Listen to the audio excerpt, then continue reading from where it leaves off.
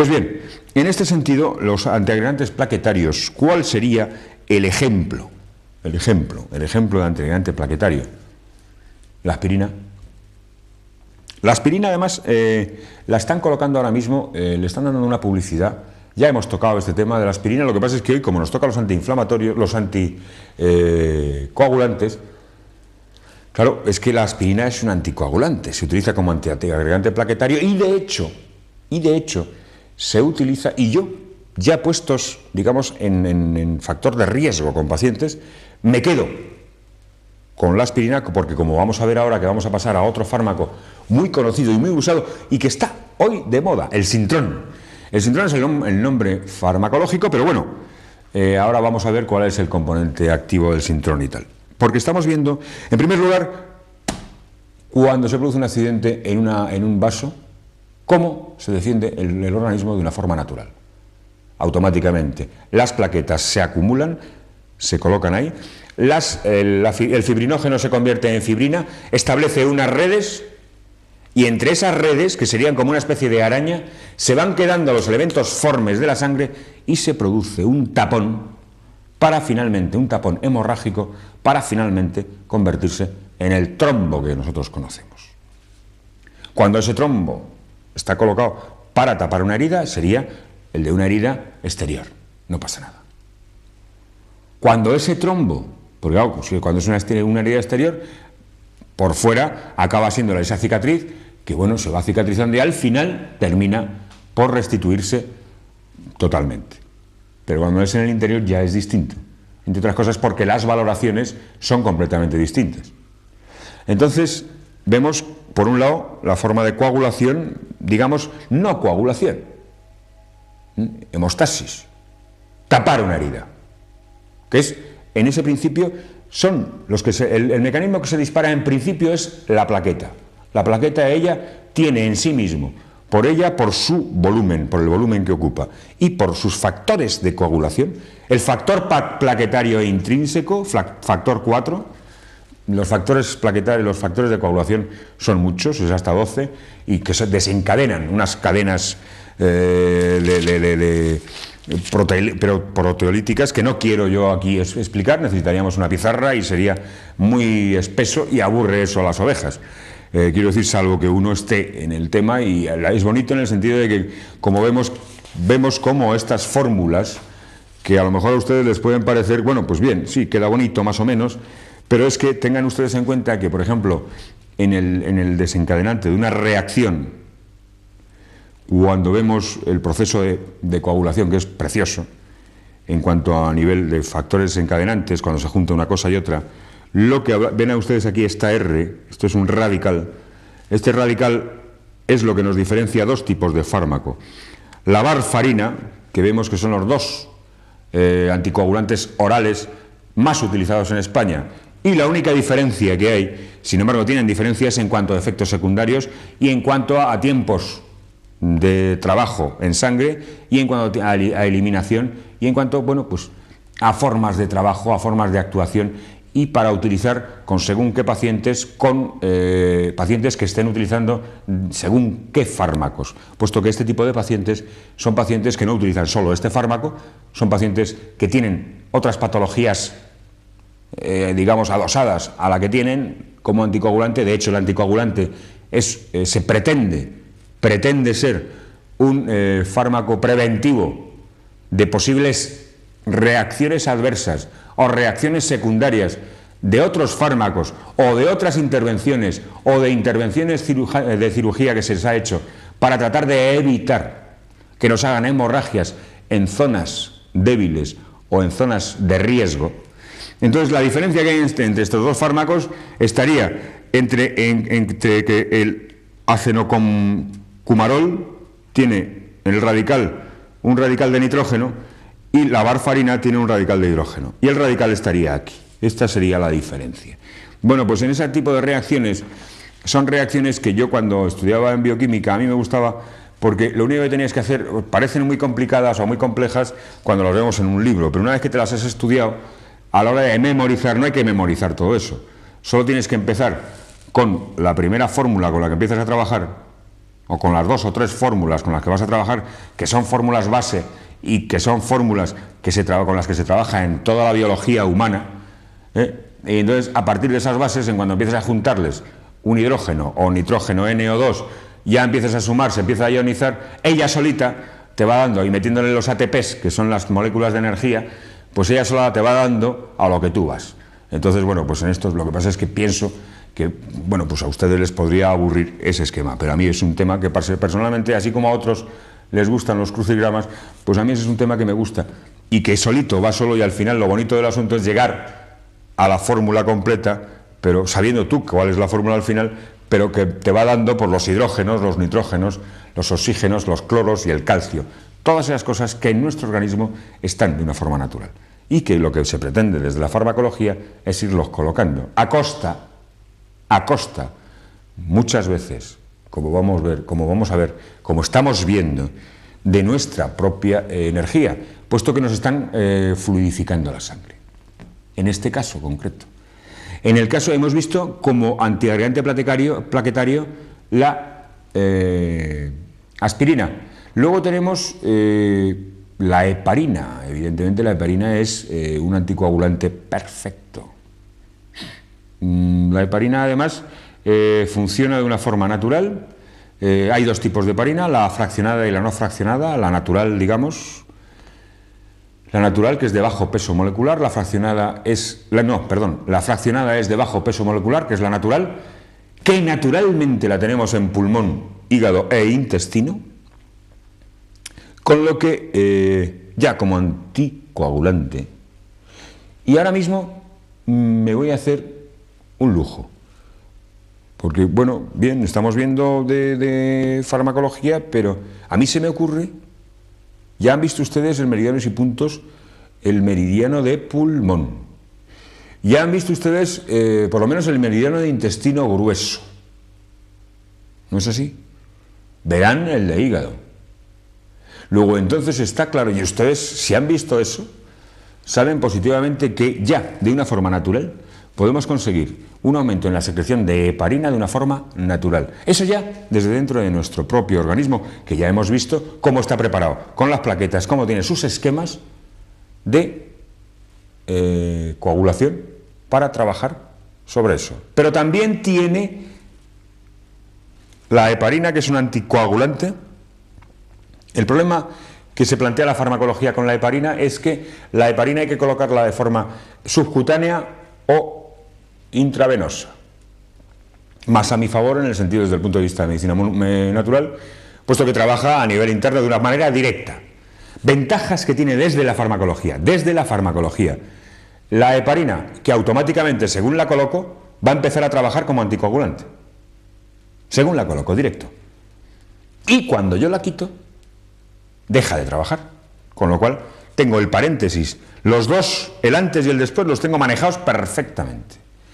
Otra de las ventajas que tiene la heparina es que no atraviesa la placenta.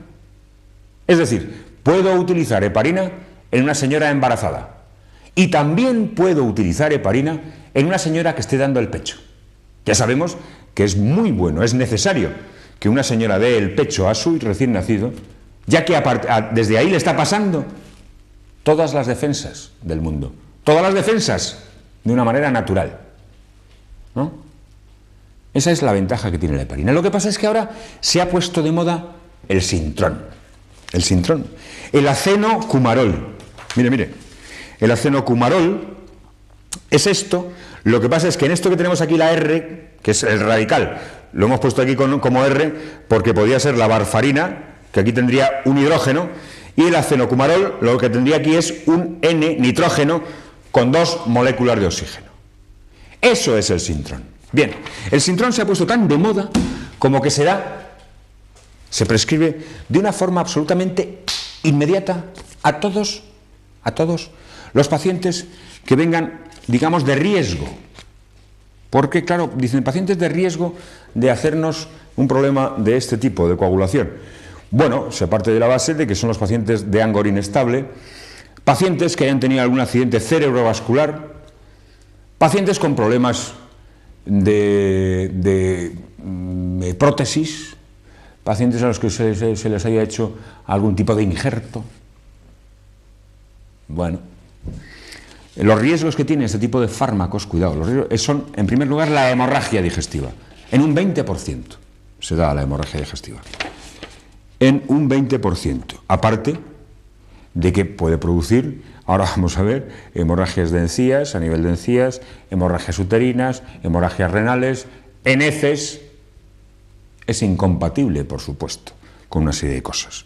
Tengamos en cuenta que, por ejemplo, el Sintrom, que es un anticoagulante oral, es un anticoagulante que trabaja a nivel directamente de bloquear la acción, porque para el factor de la coagulación, los cuatro de los factores más importantes de la coagulación, el factor 2, el factor 7, el factor 9 y el factor 10 de la coagulación, necesitan indefectiblemente del concurso de la vitamina K. Necesitan de la vitamina K. Y es a través del hígado como trabaja, la vitamina K. La vitamina K también es necesaria en el sistema nervioso, ¿eh? Pues bien, entonces, este Sintrom trabaja básicamente a nivel de bloquear la acción de la vitamina K a nivel del hepatocito, en el hígado. Entonces, si nosotros colocamos Sintrom en un paciente, hoy, a la hora que sea, mañana ya el paciente no es el mismo. Hemos cambiado todos sus valores. ¿Qué hacemos? Bueno, tenemos para controlar las dosis de Sintrom, se controla lo que se llama el tiempo de protrombina, el tiempo de coagulación de la sangre. ¿Por qué? Porque es peligrosísimo el pasarse en la dosis con el Sintrom. Pero claro, en principio es lo más cómodo para el médico, ya que la heparina hay que pasarla de una forma intravenosa, claro, con unos controles, y en el mismo libro ya dice que el control con heparina es caro. Pero esa idea del libro a mí no me parece tan cara como la idea que vende el Sintrom, puesto que está claro que el Sintrom necesita del control de laboratorio constante para que el paciente, porque el paciente ya sabe el laboratorio que se le va a disparar constantemente. ¿Por qué?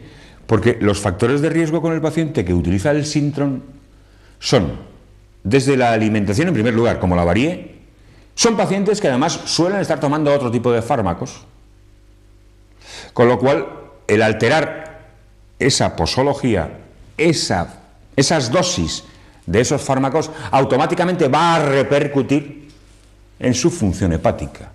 Si estamos viendo que la vitamina K, el potasio, está funcionando a través del hígado para segregar o para bloquear, como si está bloqueada la vitamina K, se bloquean los 4 factores principales de la coagulación. En cuanto eso se altera, tenemos hemorragias inmediatamente. Y las hemorragias se producen a todos los niveles, oculares, renales, intestinales. Son pacientes que te pueden venir con heces negras o con heces rojas. Son pacientes que pueden hacer hemorragias a nivel ocular.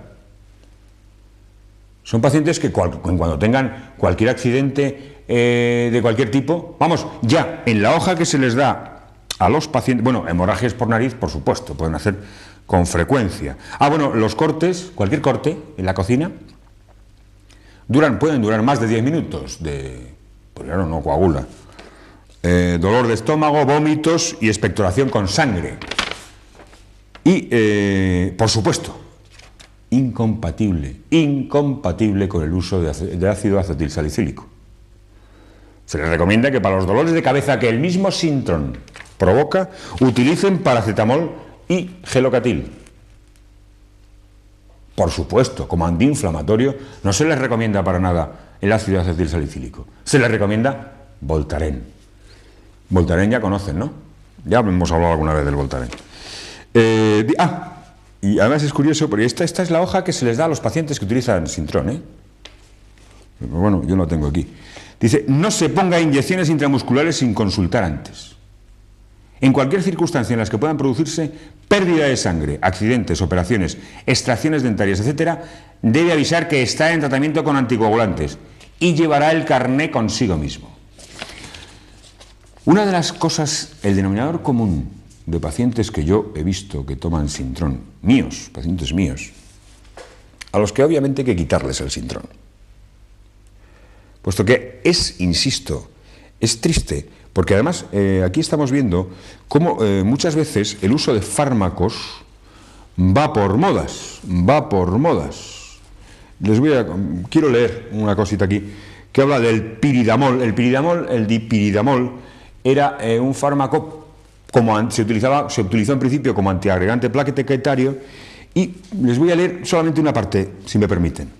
Es un compuesto piridomilínico, que por su actividad vasodilatadora inicialmente se utilizó como antianginoso. Carece, sin embargo, de eficacia antianginosa. Esto lo dice aquí, esto lo dice aquí. Quiero decir que el hecho de las modas en medicina, hemos dicho muchas veces, no quiere decir que sean realmente necesarias. ¿Saben de dónde salió el Sintrón? ¿De dónde salió el acenocumarol, que es el componente activo del Sintrón?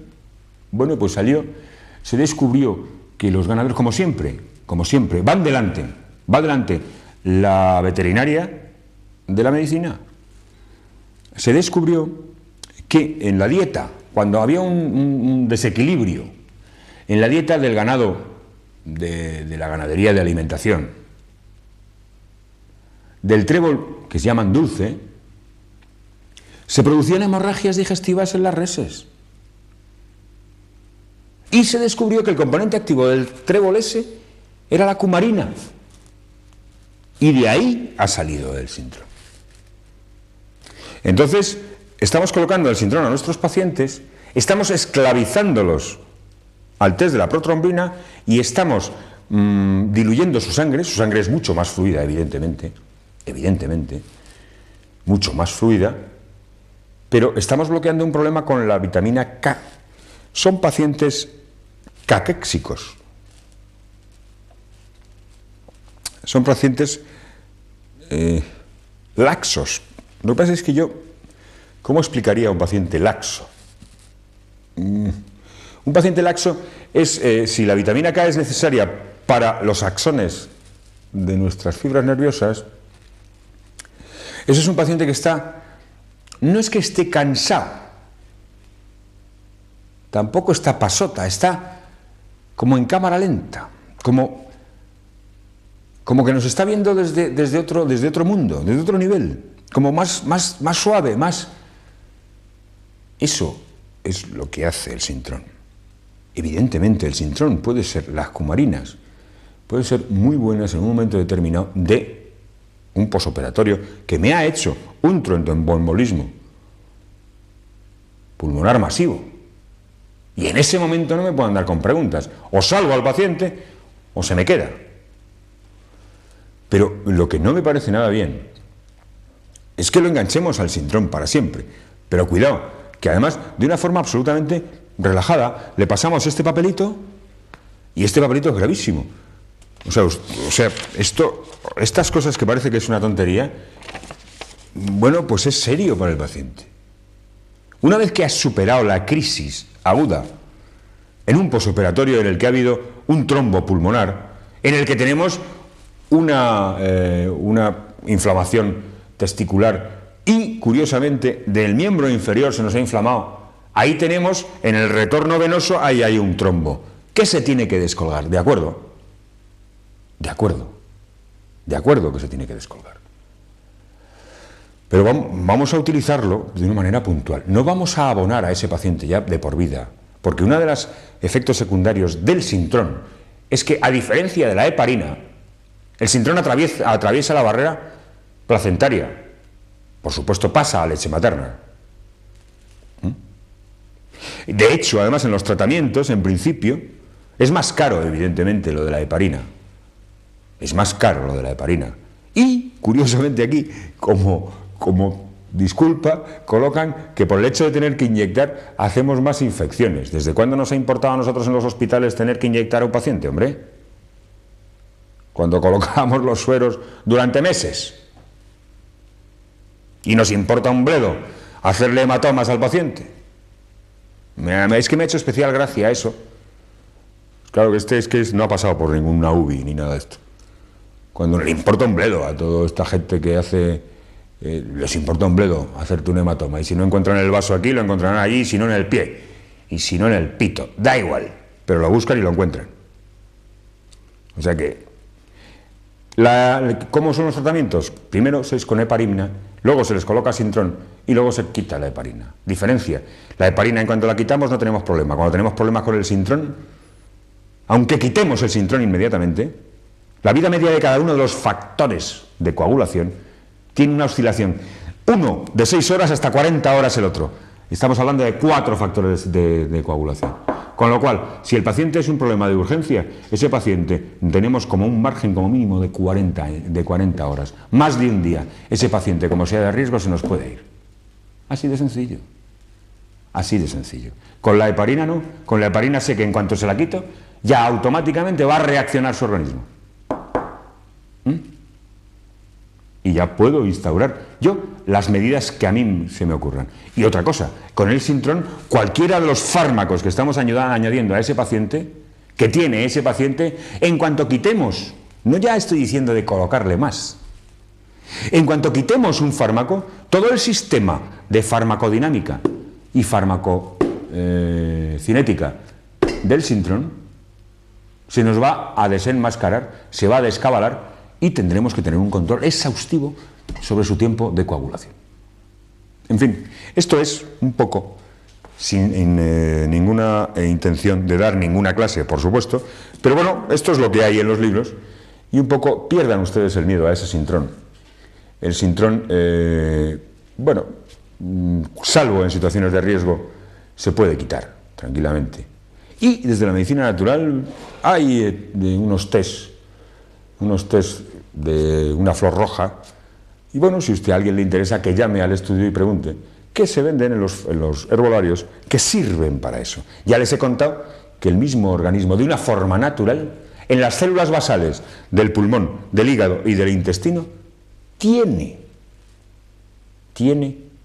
esa heparina natural para hacer de anticoagulante. Lo único que hay que hacer es encontrar la forma de que esa heparina que tenemos en nuestra cuenta corriente privada, ese anticoagulante que de una forma natural segrega y produce nuestro organismo, se ponga en marcha.